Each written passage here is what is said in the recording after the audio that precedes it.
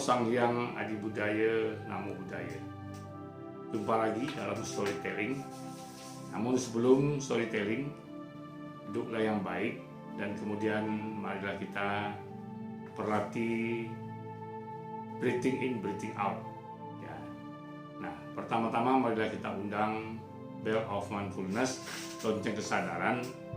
Kemudian kita breathing in, breathing out sebanyak 3 kali sampai Romo bilang selesai. Mari kita mulai.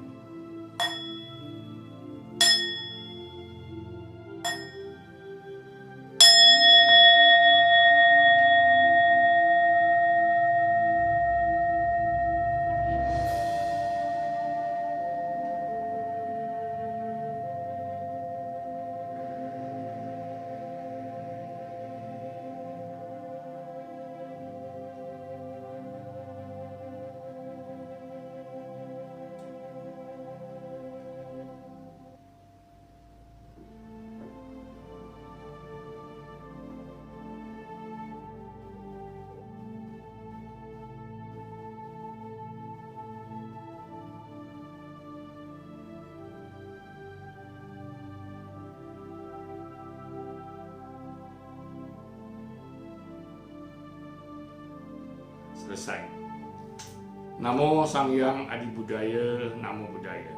Selamat siang anak-anakku sekalian, ya, para murid SD dan SMP Sekolah Nasional Plus Manjusri. Jumpa lagi kita dalam storytelling. Apa kabarnya? Baik, luar biasa. Ya, semoga kalian semua selalu jadi anak-anak yang luar biasa. Nah, hari ini kita akan storytelling. Judulnya adalah kisah si anak yatim yang rajin bekerja dan rajin belajar. Nah, bagaimana kisahnya? Nanti akan ada tayangan videonya, video singkatnya. Namun Romo akan sampaikan ulasannya terlebih dahulu. Anak yatim berarti anak yang tidak ada ayahnya. Kalau yatim piatu tidak ada ayah, tidak ada ibu. Nah, ini kisah ini terjadi di Tiongkok. Ya, pada suatu hari ada seorang pemuda yang sudah sukses. Ya, dia cukup berhasil. Padahal dia dulu dari keluarga miskin. Tetapi berkat rajinnya, jujurnya, ya, dan kemudian perbuatan-perbuatan baiknya selalu menolong orang sehingga dia sekarang menjadi sukses berhasil. Nah, pada satu hari dia dalam perjalanan, ya, di pedesaan, dia lihat dari jauh, dia lihat ada seorang anak perempuan yang membawa rumput banyak sekali, ya, digendong di punggungnya. Ya, jalan dia berseok-seok. Nah, kemudian pemuda ini tergugah hatinya, dia turun, dia bilang, Dik, kamu mau kemana? Saya mau pulang ke rumah, mau bawa rumput ini. Terus pemuda ini memberikan 2 bungkus roti. Ya, 2 buah roti. Tapi dia tidak makan, anak yang perempuan tidak makan. Terus disimpan. Pemuda bilang, apa kamu tidak makan? Ya, saya mau kasih adik saya. Wah, terharu pemuda ini. Kecil begini, tetapi sudah memikirkan adiknya. Ayo, mari saya antar, kata si pemuda. Ya, antar, diangkat rumputnya, diletak di atas mobil. Kemudian dia bilang, nanti saya mau jalan-jalan ke rumah kamu, mau lihat rumah kamu, boleh enggak? Oh, boleh. Dibawa. Sampailah di rumahnya, ternyata anak ini hidup sendiri sama adiknya. Ya, dia ceritakan papanya sudah meninggal, mamanya masih hidup, tetapi justru mamanya sering pergi. Ya, mungkin pergi kerja kemana, tidak tahu, ditinggalkan saja anaknya berdua. Sehingga mereka ini harus hidup mandiri berdua orang. Jadi dia sebagai cece, ya sebagai kakak, tentu saja dia harus merawat adiknya. Makanya tadi roti yang dikasih tidak dimakan, tetapi dikasihkan pada adiknya. Jadi mereka masak sendiri, cuci baju sendiri. Kemudian si pemuda ini tanya, apa yang kamu butuhkan? Nah, ternyata selain kerja keras, dia ini juga rajin belajar. Dia bilang, saya mau buku Mandarin. Walaupun di Tiongkok, sama seperti kita kan juga belajar bahasa Indonesia. Di Tiongkok orang pun belajar bahasa Mandarin.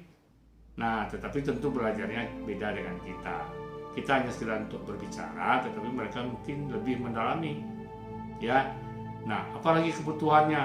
Ya, akhirnya pemuda ini mengambil dari mobilnya, ya ada minyak, ada beras, ada biskuit, macam-macam dikasihkan ke anak ini.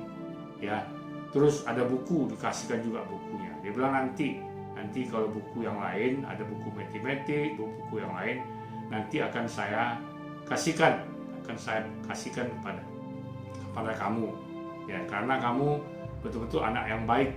Nah, kemudian si pemuda ini bercerita juga, saya ini juga orang miskin, ya juga anak miskin, tetapi karena saya rajin, saya tekun, ya kemudian jujur, berperilaku baik, sehingga sekarang saya sudah sukses, sudah berhasil. Jadi pemuda ini ceritakan supaya anak yang perempuan ini juga meniru jejaknya. Jangan putus asa, selalu rajin bekerja, rajin belajar. Nah, jadi akhirnya pemuda ini menolonglah. Dia janji dia akan menolong kehidupan anak yatim ini, ya anak perempuan ini dan adiknya. Yang mamanya nggak tahu, mungkin kerja di kota atau kemana, kurang tahu. Nah, kalian saksikan filmnya, nanti Romo akan berikan ulasannya. Ya, terakhir Romo akan jelaskan arti dan makna dari video yang kalian tonton. Nah, mari kita saksikan. 停一下，小朋友，你好。你往哪里去啊？你往哪里去啊？坐下来歇一会，我给你拿点东西吃。好。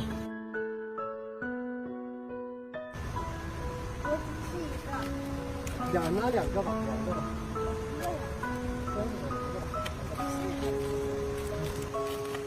你装起来干嘛？你们不吃呀？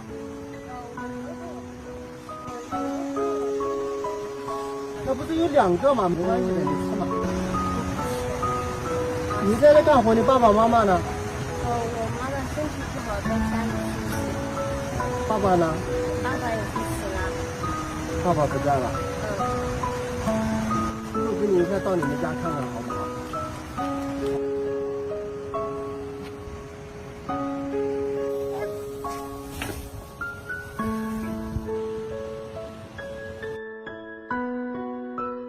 孩子，你有没有想要的东西？我想要不懂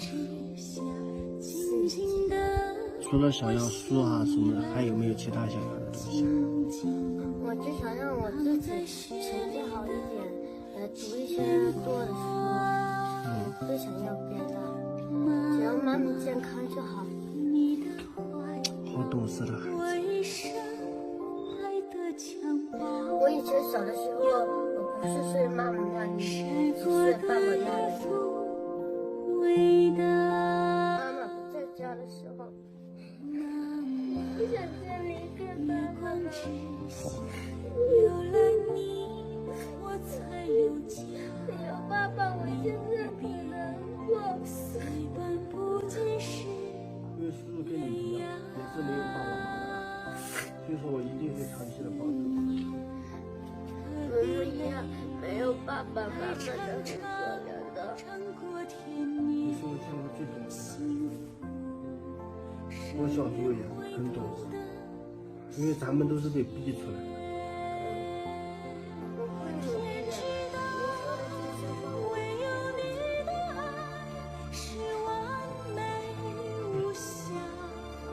看昨天的我们走远了，在命运广场中央等待。小一，这是给你们的衣服啊，这边是沙皮的，这是给你买的那个语文辅导书，然后数学的辅导书他们暂时没有，等我下次再过来给你带过来。然后这个是作文的辅导书。在举杯祝福后的早餐，你在家要好好的学习，只是那个夜晚，我深深的都留藏在。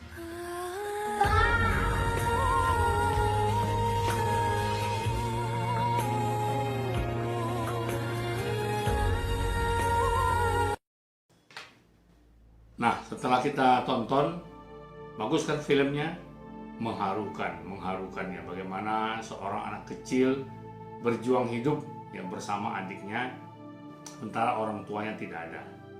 Ya, nah kita beruntung. Jadi kalian ini beruntung, masih ada papa, mama yang membiayai sekolah, memasakkan makanan. Kalau sekolah dulu, sekarang lagi PJJ jarak jauh kan, dulu waktu sekolah pulang ke rumah sudah tersedia makanan. Kadang-kadang ngomel lagi, nggak mau ini mah, mau ini, mau itu. Nah, ini dia masak sendiri, bayangkan. Ya, jadi kita beruntung, dan untuk itu kalian harus bersyukur. Ya, bukan hanya mengucapkan kata syukur saja, tetapi betul-betul bersyukur. Artinya apa? Artinya kita betul-betul memanfaatkan kondisi kita yang lebih baik ini untuk belajar lebih rajin, ya, sehingga betul-betul jadi pintar, cerdas, terampil, kreatif. Sekarang perlu kreatif, ya. Pintar saja tidak cukup, tapi harus kreatif. Itu kreatif bisa menemukan hal-hal baru. Nah, coba lihat sekarang. Ya, dulu orang jualan di toko, ya, di supermarket. Sekarang orang jual online. Ya, banyak yang bisa dibeli melalui online. Dulu orang pakai uang, sekarang pakai kartu saja. Ya, uangnya sudah disimpan, ya, ditabungkan di bank. Nah, kartu ini untuk pembayaran. Itu kan kreatif. Tidak perlu banyak-banyak bawa duit. Kalau banyak-banyak bawa duit, nanti bisa dirampok orang, dicuri orang. Nah, itulah kreatif. Sekarang hidup makin mudah. Ya, dulu tidak ada handphone. Sekarang sudah ada handphone. Romo ingat dulu waktu Romo pada satu hari Romo ke Bukit Tinggi. Sampai di jalan Romo ingat. Ya, waktu itu di rumah tidak ada orang.